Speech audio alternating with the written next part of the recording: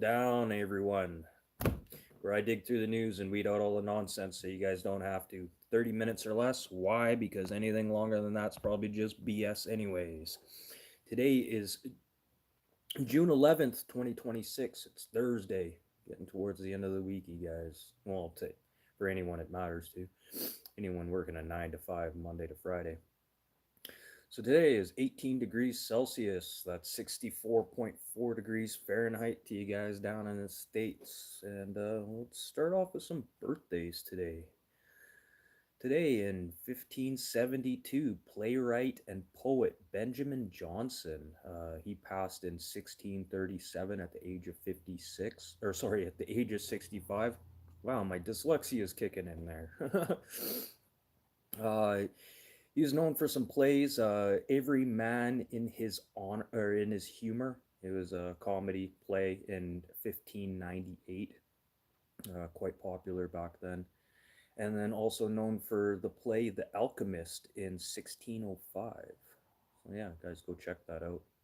Some of those are pretty good, interesting plays, or just something good to read if you want. So lots of good audiobooks out there too. And then today in 1864, Richard Straw, German composer, he passed at the age of 85 in 1949. Today in 1880, Jeanette Rankin, she passed in 1973 at the age of 92. She was the first woman elected in U.S. Congress.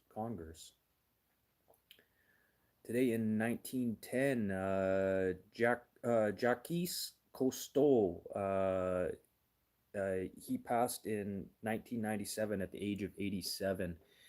He was an oceanographer, explorer, and scientist, and developed one of the developers of what we know today as the aqualung.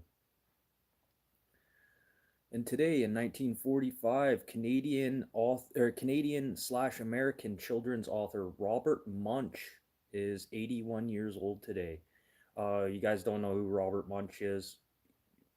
I, if you're like an 80s, even like 70s, 80s, and 90s kid, you have to know who Robert Munsch is. Great children's books, quite the collection. I think he's probably most popularly known for The Paper Bag Princess, even though he has a whole series of books, probably in the hundreds. But yeah, if you guys have kids and stuff, start showing them this Robert Munch stuff. There's some really good books that he had put out and about kids' daily lives and parents' daily lives, that kind of subtly dealt with issues. And just the way he did it, it was just very nice and so almost like talking to Mr. Rogers or Mr. Dress Up. Definitely a totally different world when it came to children's entertainment. Is definitely that group of people throughout the 80s. I know in the UK and stuff when it came to children, well, shows for children and stuff, a lot of controversy came up because of the people who were running those TV programs or appearing in those programs. And then today in 1956, Ray Nagin is 70 years old today. He is the mayor of New Orleans. 70-year-old mayor. Is that unusual for a mayor to be, in their 70s? Like, it's just, I just find that unusual. And this guy, Ray Negan, like, you should take a look at him. He doesn't look 70 years old. I'd say he looks like maybe 42. He doesn't look definitely a day over 50 for sure. And then today, Joe Montana, born in 1956, he is 70 years old today. Joe Montana, famous NFL quarterback, played for 13 years, and I believe for the same team. Sorry, I'm not a big NFL football fan at all. I don't like brutal sports like that. It doesn't make sense to me. Like even judo, yes, I took judo and martial arts, but judo we called it the gentleman's sport. Judo the gentle way. This is we never really meant to go out and seriously hurt each other. If you got thrown hard, you go with it. The only way you really get hurt is if you try and fight a throw. So, But this is why I don't watch NFL, is just because it's just too brutal. It doesn't make any sense to me. And then today in 1959, Hugh Laurie. Hugh Laurie. He is 67 years old today. Famously known for the hit TV series House, where he was the main character. You know, he had, was it back problems or some serious issues with him, where he just ended up taking a lot of drugs. I think the first episode of House, he was taking LSD. I'm pretty sure. I remember that's probably what got me started watching it, and then I just lost interest in House. Is just same nonsense over and over again. It's almost like watching Power Rangers. You know, it's literally the same plot, just different background. So I just lost interest completely in House. And then today in 1969, Peter Dinklage is 57 years old today. Yeah, he looks about 57. Peter Dinklage, if you don't know who he is, he's the little guy from House of or Game of Thrones. I never watched Game of Thrones, could never really get into it. And then my understanding of Game of Thrones is nobody lasts very long on that TV show. Even the actors were kind of like, "Am I gonna have a job tomorrow, or am I gonna get killed off?" And this is just kind of one of the reasons I never watched Game of Thrones. It's just there's so much controversy on that, and it's not a worthwhile job for an actor to have. It's like, hey, yeah, I got a leading role at Game of Thrones, yeah, and then you're dead the next day, you know. So I just could never get into that show. And then today in 1986, Shia LaBeouf Shia LaBeouf is 40 years old today. Famously known for him being in the Transformers franchise, and also a little fun background story about Shia LaBeouf. His dad is a Mongols motorcycle club member. Mongols Motorcycle Club is one of the biggest biker organizations besides the Hells Angels throughout the United States. So yeah, that's Shia. Now that does that make sense now? The why Shia LaBeouf is so messed up. His dad is a Mongols MC, so you can kind of understand why he doesn't put up with any BS. Oh, that's why he's the way he is. Yeah, that is. So yeah, that's it for birthdays today. So yeah, today's June 11th. You guys, new strip down. I'm here Monday to Friday, 4 to 4:30 p.m. Central Time. Yeah, it's June 11th, 2026, Thursday. Almost there at the end of the week, you guys. One more day of me writing and doing this, and then I can have the weekend off. It is 18 degrees Celsius. That's 64.4 degrees Fahrenheit to you guys down in the States. And let's get directly into the news now. Whew. So, as if beef prices aren't bad enough right now, as is, new proposed, well, now there's the new world screwworm has been now found in Texas and New Mexico. And this is obviously going to raise the price of beef costs here. And another thing is, we have this Kuzma deal talk coming up on July 1st here, and our beef market is a part of this Kuzma deal. And now that we have this screwworm infection affecting cattle down in the United States, well, now this meat is inedible now that they're infected with this screwworm. So yes, it's going to affect our beef costs just like how oil and gas is going to affect us. It's like a supply and demand kind of thing. So yeah, why are we paying for more gas or more for gas when we produce gas here? It's because it comes to a global market. And if the US global beef market starts to, something bad happens there, we're going to see that affect us globally as well.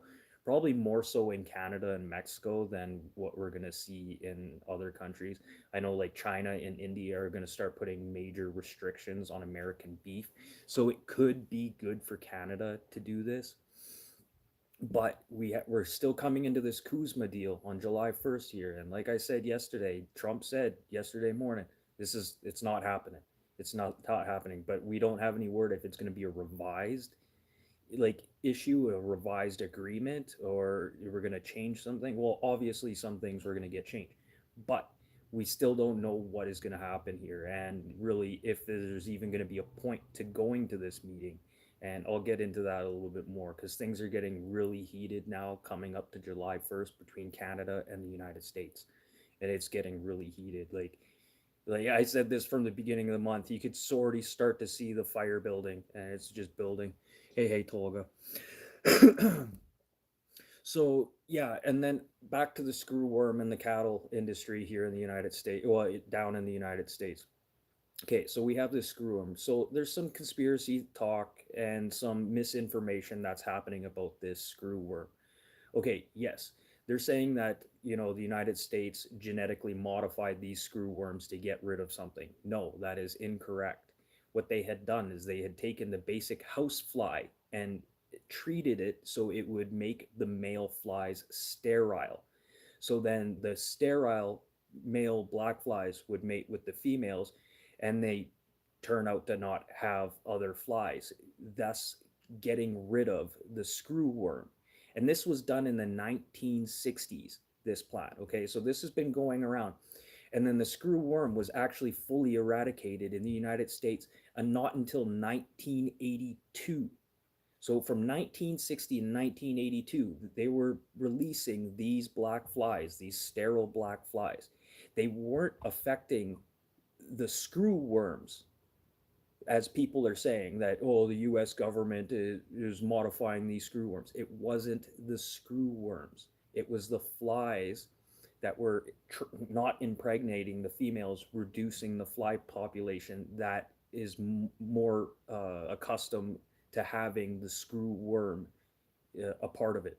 So yeah, so just all you people out there that are talking about this conspiracy theory that the U.S. government was all involved in this new screw worm infection throughout cattle. No, and this is about right since 1982 for this to be eradicated. Yeah, this is about time we start seeing other things like this again. Like things, they come and go. It's like the malaria in Africa. Yes, it comes and it goes. West Nile. What's the other big one in Africa that's going on right now? It comes and it goes. And then to say that, like, oh, this was planted is just asinine. You guys, take your tinfoil hats off. You do some research to get your stuff fact checked, because it was the not the screw worms that were infected. It was the black flies that the females would create the screw worms. Oh, and like I was talking about Kuzma here, yeah, this whole Gordie Howe Bridge thing is insane. I just talked about this yesterday. So Gordie Howe Bridge that goes from Michigan to Ontario, yeah, they were supposed to have the ribbon cutting ceremony tomorrow, Friday. And as of this morning, that has been canceled. So now notifications have been put out to all the people who are invited for this ribbon cutting ceremony. And really, what this is coming down to, it has nothing to do with who or what, or who paid for this bridge, or who is. It really comes down to who's going to benefit from it and who it's going to affect. And really, who it's going to affect is going to be the Maroon family, who owns the Ambassador Bridge. And this is a privately owned bridge. So all the money goes to this family. And this family here is one of the main contributors to the votes that go towards Donald Trump. So Trump is trying to keep them happy, keep them, their money flowing right now. But eventually it's going to stop. Like, what does it matter now if they open the Gordie Howe Bridge, or they just make their extra couple $1 million now? It's not really going to make a drastic change when it comes to this. So really, it's just Trump being a big dick right now, saying, "Hey, well, my friends are getting affected because of this bridge." Trump was the one who said this bridge is going to bring better trade between the two countries in the first place during his first election. Now he's saying, "Oh, well, I got back in this time, and the reason I got back in right now is because the Maroon family in Michigan helped me get those extra votes, and now I got to kind of repay this favor." And the repaying of the favor is allowing them to get most of this traffic going in between Ontario and Michigan instead of using the Gordie Howe Bridge. So when is this bridge going to open? I don't know. As far as I know, the only person who's used this bridge right now was a homeless man, and he was arrested and detained for trying to cross into the American border. So apparently it's not even a vehicle. It was a homeless man using the bridge for the first time. So, and with this Kuzma thing coming up, to be blackmailed with this bridge, it seems like Trump and the U.S. government right now. Well, I don't want to say U.S. government, but Trump and his party right now seem to be just throwing things at the wall right now to Canada, seeing what's going to stick. Well, we're not going to sit down with Kuzma unless you agree to this. Well, they wanted us to give up our dairy market to the United States market so they could sell their dairy product up here. That's never going to happen. And now they're trying to blackmail us with the Gordie Howe Bridge. It's like, okay, eventually this bridge is going to have to open. So like to sit there and just hold this over our heads because of this Kuzma deal and because you want specific deals from Canada. No, we're not going to be blackmailed like this. And shout out to Carney. Yeah, keep your head up, man. Actually, keep your head down. That's some of the best thing you've done so far. And I know you're getting a lot of criticism from a lot of people saying, "Oh, Carney's not doing anything, or he's like doing the wrong things, or look at the people in his party." You know what, you guys, you can't have it both ways here. You got to take the good with the bad. And do you think like Pierre Polyev would have been any better? Look at his position now.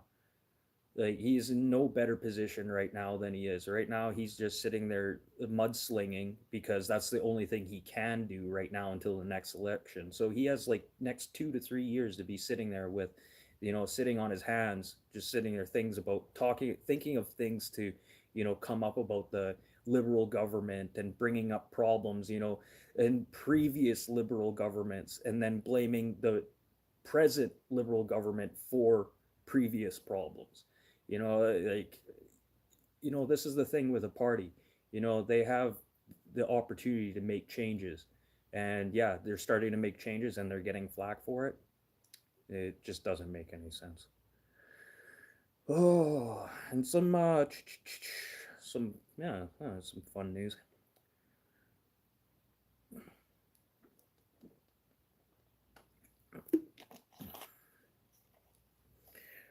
Uh, so a little bit just I don't know. I wanted to talk about this. So the Gumball Rally, if you guys don't know what this is, it's a 3,000-mile run. This year it's going from Miami, Florida, all the way down to Mexico City. And it's going to be ending tomorrow as the first round of FIFA games begin in Mexico City. So it's kind of a nice little highlight. They're going to be ending their 3,000-mile run. And just a reminder, the Gumball 3000 is not a race, it is a rally. If you guys are thinking about the race where they're trying to do record times from, was it New York City to LA, that is called the Cannonball Run. Those are two totally different things. The Gumball Rally was created in 1999 by Maximilian, what's his last name? Maximilian, of course, I didn't highlight his name on here. By British entrepreneur Cooper, Maximilian Cooper, and which is kind of funny. I know a lot of Coopers, and they're all Freemasons. Figure that out, eh? And this guy's his, I swear he changed his name to Maximilian. Yeah, it was founded in 1999 by British entrepreneur Maximilian. Yeah, and yeah, going from Miami to Mexico City this year. So yeah, there's been a few cars right now that didn't even make it to the Mexican border. It's kind of funny. But that's how it is. There's a lot of people bringing classic cars and stuff out too. To join the Gumball Rally is $100,000 entry fee. That doesn't include your fuel. That doesn't include your hotel rooms. That doesn't include like anything else. Your car breaks down. Doesn't include you shipping your car to the starting point. Doesn't include you shipping your car from the finishing point. $100,000 entry fee. And then since I was talking about the Cannonball Run, with the speed runs there, that started in 1970 with Brock Yates. A race from, like I said, it goes from New York City to LA. And the fastest time so far with the Gumball or the Cannonball Run. Oh yeah, sorry, the Cannonball Run was an American protest on speed limits and to celebrate automotive freedom. And the fastest run was done by Arnie Tallman and Doug Tabbitt from New York to LA in 25 hours, 39 minutes. Think about that. 3,000 miles. Like, I think the average top speed for that is around 200 and it's got to be almost 265 miles an hour, 245 miles an hour. That's insane. Absolutely insane. So yeah, good luck to those guys who are out in the rally, enjoying themselves. I always wanted to do the. I I always thought I wanted to do the gumball. No, I wanted to do the cannonball run. But with things that people have done now, like even that 25-hour run, I don't think anybody could break that now. And I'm trying to think. I think they did that in an Impala with an extra fuel cell. I think they put a giant fuel cell in the trunk of this car and they just kept it plain Jane. It was just something like the plainest looking car. Like if I was gonna do it, I'd probably use like a Toyota Camry or something like that, an older like maybe 2008 Toyota Camry with a fuel cell, and then just inconspicuous and just get up to speed. Take the governors out of the car. So yeah, if you guys like the news like this, hit the like button, subscribe. I'm here Monday to Friday, 4 to 4:30 p.m. Central Time. And then back over to Canada here. So in Toronto, the first of its kind Indigenous Jewish Friendship Conference was held. Yeah, in Toronto. And then a New Zealand Maori activist, Dr. Cherie, who was trying to make a connection from First Nations here in Canada to the people of Israel. Okay, really, they're trying to say, oh, okay, well, Native people are First Nations people. And then Jewish people, Israel, that's their First Nation. But to sit there and compare the two, and then for Aboriginal people to go along with this, comparing Israeli people to First Nation people here in Canada is like comparing an apple and an orange. They are not comparable by any means. And I don't even know why the First Nations people in Toronto even fell for this. This is just a hype game right now. It's like I don't know what these chiefs and these people got paid for from the Israeli government to do this, this conference because this is just a bunch of BS. Absolute BS. And I can't believe that some of the Aboriginal people fell for this. I don't think they realized what kind of scenario that they were getting put into by going to this conference.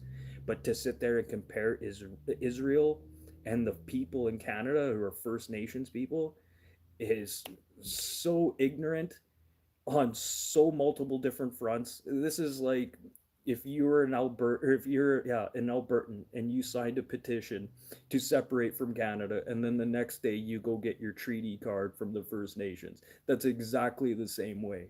Like I don't understand why these people fell for this. Obviously, this is some type of media spectacle right now that Israel's trying to push their voice out more. But sorry, First Nations, you got played on that. And you got played like a fiddle, and Israel got exactly what they wanted. And like I'm not gonna talk shit about Israel or anything, but yeah, there's a lot of countries that are gonna do messed up stuff like this, and they're gonna take advantage of like people like our First Nations people to try and get a point across. And it has nothing to do with the Aboriginal people here. They're trying to get their own agenda across. I don't know. Some people need to really think before they start signing papers and joining these conferences. Like, yes, I understand there's going to be people that go to the conference to see what they're all about, get the information. But yeah, that's 1% of the people that go there. Oh, more Canadian news. Canada Post is moving about 500,000 of home delivery services to community mailboxes, and this will start in 2027. And this is going to affect Fredericton, Quebec City, Calgary, Edmonton, and Kelowna. So about 500,000 customers are going to have to go walk to the mailboxes. They'll be outside mailboxes. Oh, excuse me. There'll be outside mailboxes. Or best thing, if you guys have a post office near you, there's PO boxes you can get at your local post offices. It's not hard, doesn't cost you anything. Just bring your driver's license, couple pieces of mail, and I'm pretty sure. I think you need two pieces of ID, but that should be sufficient. And then you can get a PO box, and they don't need to have a direct address, which is nice for me. Like if people send me stuff from the internet, I have a PO box. It's not just going to be listed out as an address, which is kind of nice. And it's totally okay. I know there's some type of documents that I've had to fill out where they don't accept PO boxes. They want a direct address, and it doesn't work out. The computer says no when you type it in. I don't know if you guys, is dealing with some of these online forms, and ordering things can actually be quite a pain in the ass, and it's almost easier for you to just go to a store and get it yourself instead of having to do this online nonsense. But yeah, so that's not going to start until 2027. So you guys in Fredericton, Quebec City, Calgary, Edmonton, and Kelowna, yeah, you're good until then. So, but start looking towards getting a PO box before they put one of your boxes in a stupid location. And then another thing, having an indoor mailbox as well, then you don't have to deal with the conditions, frozen locks, mail possibly getting wet. I know there was a lot of these outside mailboxes that they were installing throughout Manitoba when they first did this program many years ago. I think we're talking 10, 15 years ago. Yes, they've been doing this program for a while. They're slowly weeding us away from door delivery. But a lot of the issues that they're having, they had ordered mailboxes from the United States, that weren't really meant for the conditions we have here in Canada. Snow, wind, ice, salt, like it just everything gets blown up against these mailboxes. Especially when it comes to snow removal, it's amazing how much salt gets stuck to these mailboxes. And then people's product or mail getting wet and stuff. But you guys go and try and get an indoor mailbox from your local post office before they get all taken up right now, especially if you're from those areas, because I know mailboxes indoors are very limited. Oh, and then some Manitoba news. If the rest of Canada hasn't heard, wow, Manitoba just got hammered with rain and some pretty crazy storms. I think there's roughly, just in the last week, probably 6 to 8 different tornado sightings throughout the province, mostly southern Manitoba, from east to west, all the way into Saskatchewan. Normally, everything once it gets to Ontario, there's a lot of tree line, a lot of boreal forest, so it's kind of where the prairies end. So you don't really see a lot of tornadoes go past that point to the east of Winnipeg. But places like Swan Valley, Swan River, Stonewall, Winnipeg, and municipalities as of Rosser, Rockwood, St. Andrews, Woodlands, and St. Francis Xavier have had road closures or overland flooding, which is pretty crazy. And in Stonewall, Manitoba, overnight they received 10 inches of rain in less than 8 hours. Now think about that, 10 inches of rain. 10 inches. That's roughly about the size of my head here. 10 inches of rain overnight in less than 8 hours. That is insane. I remember here in Minnedosa, we had that about, was it 4 or 5 years ago? Actually, I think we had it 5 and 4 years ago. It hit us back to back. I know a couple people that lost their homes. And yeah, uh, it's just crazy. Actually, I know 3 people that lost their homes during that flooding, and it's kind of funny is a lot of those people never got properly the federal government said that they were going to help these people out. They never really did. They kind of just gave them a lump sum. Here, this is what we're going to give you for your house, and then to what they gave them for their homes was like less than what it would cost to remodel a basement. So you couldn't build a home again. You couldn't have your home fixed with the money that they gave. So most of these houses ended up just becoming condemned and torn down. And now these people are either dead, well, they're already on their way out, so they never got to see any money. I think there's only one guy that I know of who is still receiving money, but not what he should have been getting. But yeah, 10 inches of rain overnight. Like, think about that, 10 inches. Like, do I have a measuring tape here? I did. Oh, hold on a second. Okay, 10 inches. Where's 10? Right there. Where my thumb is. Oh, my head's bigger than 10 inches? 10 inches of rain overnight. That's crazy. So yeah, we'll see what happens when it comes to people getting any relief fund. And then when it comes to insurance here in Manitoba, overland flooding is not covered by under insurance. And what's kind of funny is people who live in mobile homes. If you go back and check through your insurance, and I ask everyone who lives in a mobile home or a home that's raised off the ground, look at your insurance that you get from your local broker. Okay, see if you have overland flooding insurance added to your insurance. Really look carefully, because I know they will purposely give mobile homes and houses that are elevated overland flooding insurance. And normally, overland flooding insurance, it'll cover your basements and stuff like that. Like, but why would you give a house? If trust me, if a trailer, a mobile home, or a raised house is getting overland flooded, that is the least of everyone's problems. Like it's crazy. But you guys, please, if you have a mobile home or like an RTM with no basement, look into your insurance and call your insurance company. Tell them to remove that, and then ask your insurance company why you were allowed to get that and why nobody else with a normal home in a basement can get that. It's just a way that these insurance companies will sneak these things in. They know that you'll never use that insurance, so they'll sneak it in there too. It's like living in a concrete building, and then they're like, well, we're going to charge you for fire insurance. I live in a concrete building, and like, or even a steel structure. Well, I'm going to charge you for fire insurance. It's a metal steel structure. If this steel structure burns, that's the least of my problems. So you guys, when you guys are getting insurance and stuff, please look into that. And then even as a renter, if you're living in a basement suite, again, the amount of money that you're going to put into flood insurance, if you're in a basement and it's overland flooding, you are still void from any claim. So the only way that you can get an insurance claim if you're a basement renter is if the sewer backs up.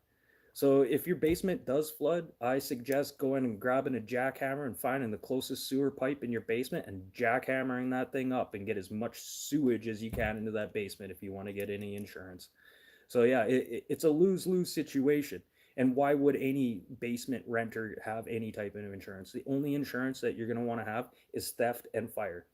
Because if there's ever any type of flooding, unless it's sewer backup, you're not covered. So, well, it's all good, and I'm still talking. I'm still talking, and since I'm still talking, I might as well do some things that happened today in history. No, I was just going over insurance and stuff here too. For just an hour and 15 minutes away from here, overnight they got 10 inches of rain, dude. 10 inches. 10 inches. It's bigger than my head of rain overnight in less than 8 hours. Stonewall, Manitoba. Like, think about that. 10 inches of rain overnight. Like, it shocked everybody, because literally you're sleeping, and imagine if you lived in a basement. It's like you're sleeping on a bed. It's like, oh, I hear water, and before you know it, you slide your legs off the bed, and it's the height of the bed in the basement full of water. What do? You can't grab things. You're literally just grab what you can and get the hell out. Like, it's crazy. When I had to, well, I didn't rescue my buddy Bill, but his neighbor came and rescued him. And it was funny. He didn't realize his basement was full of water. He went down, well, he was going downstairs to go turn the breaker off, and he was kind of in a daze, like kind of half asleep when it flooded here in Minnedosa. He slipped and then fell down the stairs. The water was level with the top step going into the basement, and that's why he slipped into the basement. And yeah, you can't see. Everything's dark in the basement. Thank goodness his neighbor came running over and Bill just said he seen this hand kind of going like this in the water, and he was like, "Okay, this is it. I'm dead. I'm gonna reach for this hand." He was like thinking it was God. No, it was his neighbor. Broke into his house trying to find him, and seeing that he had fallen down in there. So yeah, that's pretty crazy. So yeah, things that happened today in history. 1776.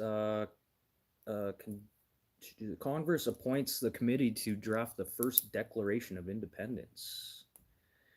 Today in 1962, Frank Morris and John Clarence. Frank Morris and John and Clarence Elgin escaped from Alcatraz. That was 1962. 1963, JFK says segregation is morally wrong and in time to act. And then he was shortly killed after that. And today in 1987, Margaret Thatcher is the first Prime Minister of the UK in 160 years to get a third time in office. Margaret Thatcher. Wow, what a bag of crap that chick was. And then today in 2009, the World Health Organization declares N1 or H1N1, the swine flu, a global pandemic. It's first in over 40 years. And I know somebody who had N1, H1, and where it started is really funny. I'll talk about this a little bit more tomorrow. But yeah, it started in northern Manitoba in a very segregated community, which doesn't make any sense. And then today in 2014, the Islamic State of Iraq, Islamic State takes over Iraqi forces and seizes control of the offices in the northern city of Mosul. And today in 1993, Jurassic Park opens in theaters with a weekend opener as at $502 million. In 2002, American Idol premiered, blah, blah, blah, right there, putting television programs with the word idol in it. That's just ingenious. Yeah, let's just make everyone stupider than what they are. And then today in 2019, New York Times reported an estimated 500,000 songs, including masters of Chuck Berry, Louis Armstrong, and Ella Fitzgerald, were lost in a 2008 warehouse fire. It took them that long to realize that they had lost all this priceless music and works. Like, that's pretty crazy. But that's it. I'll be back for tomorrow's show. Oh, hey, does it?